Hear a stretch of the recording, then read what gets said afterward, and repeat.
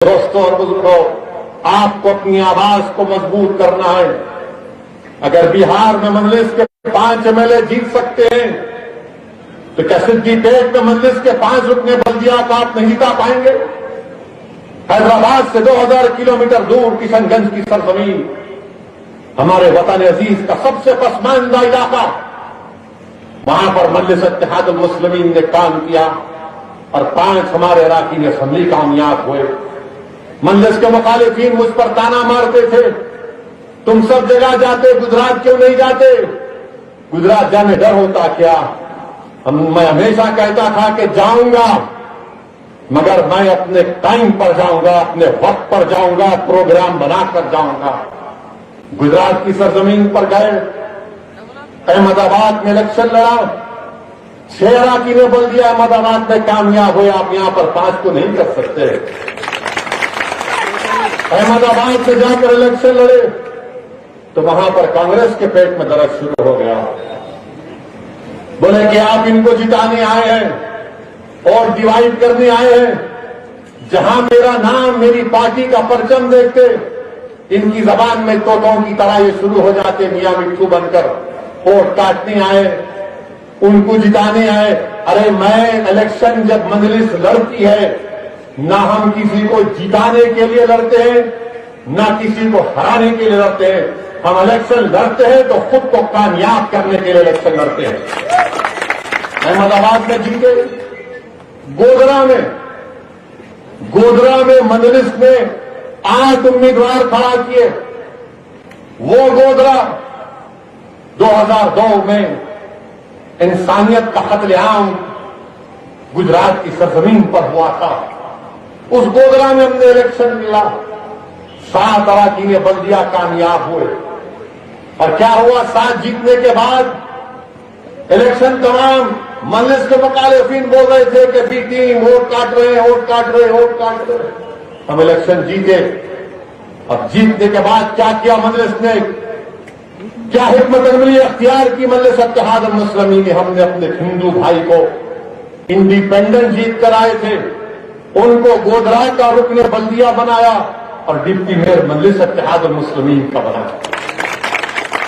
गोधरा में क्या, मोडासा में 9 रुकने बल्दिया जीते कांग्रेस के 6। सबसे बड़ी अपोजिशन पार्टी मजलिस इत्तेहादुल मुस्लिमीन ने मोडासा गुजरात में। मेरे अजीज दोस्तों और बुजुर्गों, हमारा मकसद एक ही है कि सियासत में हिस्सा लेंगे। जमहूरियत हमको इस बात की इजाजत देती है और इलेक्शन इसलिए लड़ना है कि हमको सिद्दीपेट की बल्दिया में हमारी आवाज होना चाहिए, हमारे मसाइल की तर्जुमानी होनी चाहिए, हमारी तकालीफ को दूर होना चाहिए। ये गया जमाना कि नहीं हम तुम्हारे ठेकेदार हैं, हम तुम्हारे लीडर हैं। मैं किसी को अपना लीडर नहीं मानता, मैं सिद्दीपेट में लीडर बनाने के लिए आया हूं। आपको इंशाअल्लाह ताला आपको लीडर बनना है, आपको कायद बनना है, आपको बड़ा बनना है और आप बनेंगे इंशाअल्लाह ताला। ये मेरी जिंदगी का मकसद है। मैं यहां पर अपनी मकबूलियत में इजाफा करने के लिए नहीं आया हूं मेरे भाई। अल्लाह ने बहुत इज्जत दी, अल्लाह का फजल और करम, मगर मेरा काम, मेरी जिम्मेदारी बहैसियत एक सिपाही मजलिस इत्तेहादुल मुस्लिमीन के लिए है कि मैं आपको लीडर बनाऊं, आपको कायद बनाओ। आप अपने मुकद्दर के फैसले आप करें, आपकी बात की तकालीफ, मसाइल की तर्जुमानी आपका आदमी करे। ये पैगाम मैं आपसे आपके सामने रखने के लिए आया हूं। अब दूसरी अहम बात, यकीनन हमारे मुल्क में कोविड बहुत फैल चुका है, कोरोना बहुत फैल चुका है।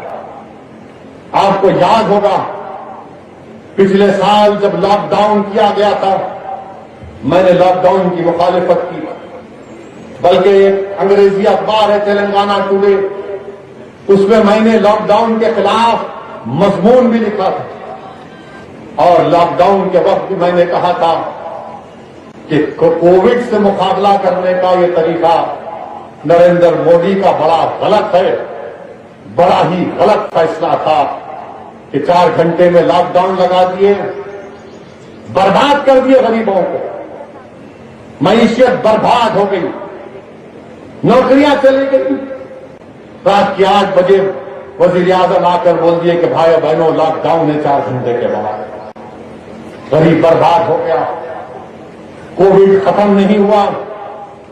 तो मोदी जी ने कहा मेरे पास अभी अभी रात में सो गया था, सुबह उठा करवट लेकर सीधी तरफ, तो मेरे दिमाग में आइडिया आया कि अगर हम थाली बजाएंगे और ताली बजाएंगे तो कोरोना। मैंने उस वक्त भी कहा ये कैसे होगा, बीमारी क्या आवाज से भाग जाती? अगर बीमारी आवाज से भागती, हंसने के लिए नहीं, अगर बीमारी आवाज से भागती है तो मरीज की आहों से भाग जाना चाहिए था, उसके बीवी के रोने से भाग जाना चाहिए था, उसके बच्चे जो यतीम हो जाते हैं उससे भाग जाना चाहिए। मगर कहा वजीर आजम ने कि थाली बजाओ। तो इनके दीवाने भक्त जिनकी आंखों पर पर्दा पड़ा हुआ है, जिनके दिमाग में सोचने की समझने की सलाहियत खत्म होकर रह गई, पूरे आ गए थाली बजा, थाली बजा। फिर बाद में मोदी ने कहा दिया जलाओ, तो पटाखे जलाओ, ये समझे कि कोरोना भाग जाएगा। लोग दीवाने हो चुके हैं, हुलूर हो गए, उसमें आ चुके हैं।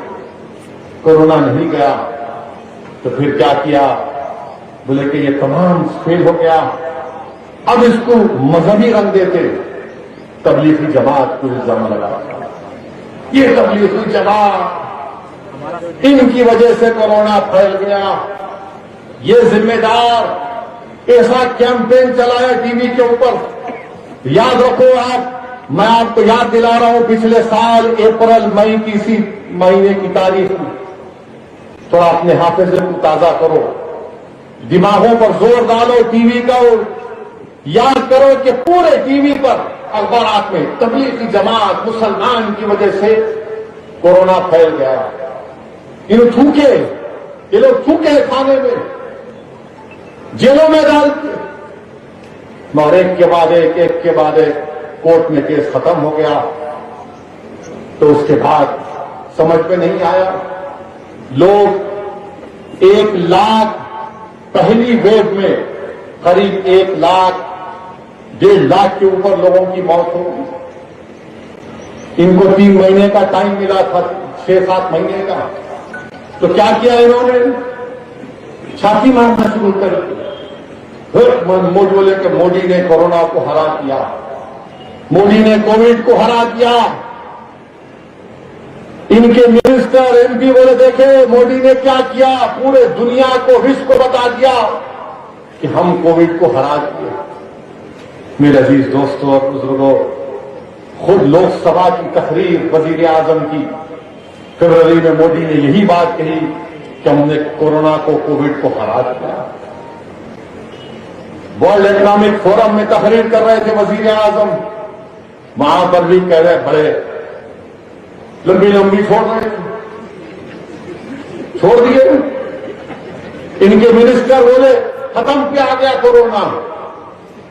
अब हुआ क्या, वो बीमारी दोबारा आ गई।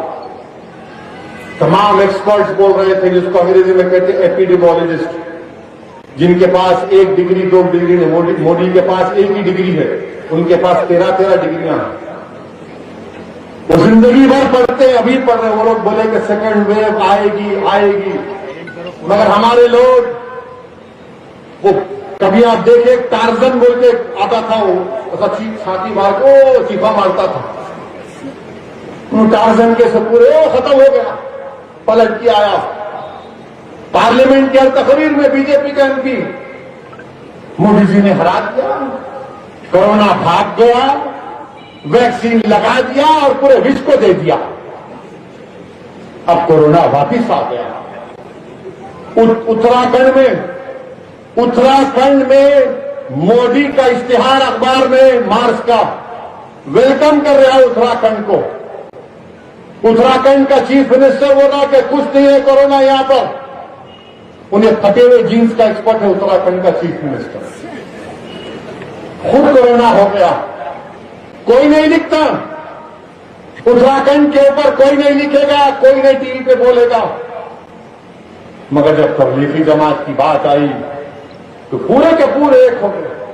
मेरे अजीज दोस्तों और बुजुर्गों, आज मुल्क में बुरा हाल है, मुल्क में बुरा हाल है। 8 महीने 180 ऑक्सीजन के प्लांट की मंजूरी दी और 8 महीने के बाद कितने लगे? सिर्फ 10 या 12 लगे हैं। ऑक्सीजन से लोग मर रहे हैं। दिल्ली में भारत का कैपिटल दारुल हुकूमत दिल्ली में लोग मर रहे हैं। वजीर आजम नरेंद्र मोदी के घर से 10-10 मिनट के फासले पर जितने अस्पताल हैं, अस्पताल के लोग हाई कोर्ट जाकर बोलते हैं कि कोर्ट से कहते हैं कि हमारे पास सिर्फ 3 घंटे का ऑक्सीजन है, ऑक्सीजन दो। और हमारे वजीर आजम अपने महल के बादशाह हैं, महल में रहते हैं। और जब बादशाह महल में रहता है तो बादशाह को फिक्र ही नहीं रहती महल के बाहर क्या होगा। बादशाह को अपने महल की खूबसूरती पर, अपने आराम पर नाज होता है।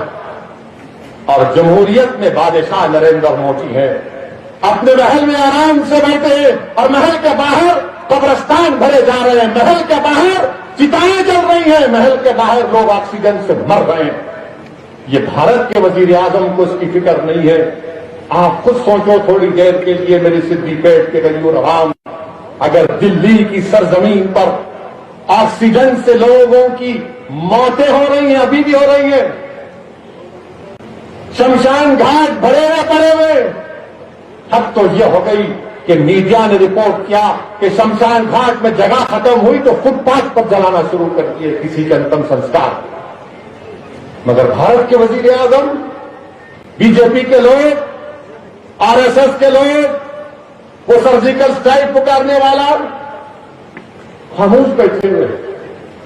लोग मर रहे हैं मगर भारत के वजीर आजम को इसकी फिक्र नहीं।